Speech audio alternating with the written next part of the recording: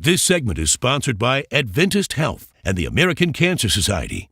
Currently, colon cancer is the second leading cause of cancer death in the United States among men and women. The thing about colon cancer is that it's preventable, such as in Linda's story. I assist the physician with colonoscopies every day, and I see it saves lives. And so I got my screening when I turned 50, and the physician found a large, high-risk polyp that, if it were not detected and removed, would have been life-changing for me. This is a very common disease. So the good thing is that we have technology now to prevent it. There are multiple different tests used to screen for colon cancer. These include simple stool tests that you can do at home.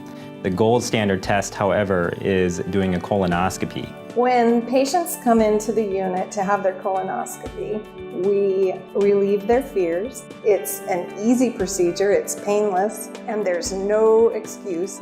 What many people don't realize is there are other very reasonable testing options. So for people who are reluctant to get a colonoscopy, people who may not have access, there are a number of other tests. So the main thing is get screened. Who should be tested?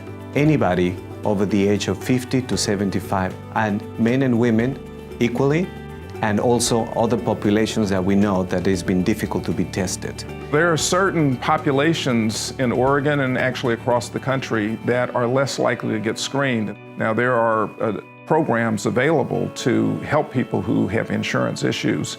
So it's important that you don't let financial barriers stand in the way of getting screened. And some of the tests are actually very inexpensive.